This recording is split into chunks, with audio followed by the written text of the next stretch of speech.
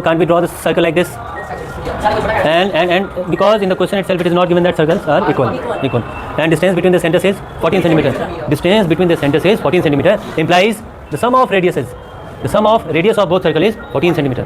ये उसी तरह का हो गया जैसे हम लोग को मिलता था sum of two numbers is 14. So we are going to suppose first number as x and the second number as 14 minus x. क्या समझ में आ गया क्या? So can we take this radius as x and this as 14 minus x? Now it is given in the question that sum of area of both circles is 130 pi centimeter square.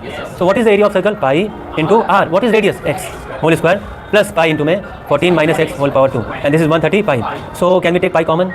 If pi is taken common, that pi will cancel pi that is there in the RHS. So what is left? X square plus 14 minus x whole power 2 and equals to 130. This is simple quadratic equation. We just need to solve this. Do you know what is the formula of a minus b whole square? What is that? A square plus b square minus 2ab is what? 28x, and that is equals to 130.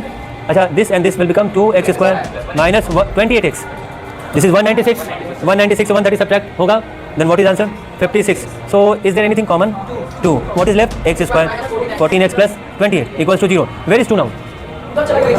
Zeros को लपेट दिया. So can we middle term? Can we do factorization here? So x square. कुछ mistake हो गया क्या यहाँ पे? 66. Thank you very much. What is left? 33. So 11 and 3 and plus 33. So what is common here? X. What is left inside? X minus 11. अगर यहाँ x minus 11 बचता है तो आगे भी वही बचेगा. So what should be taken common? 3 x minus 11 again. And the answer, final answer is 3 or 11. So what is the radius of first circle? 3.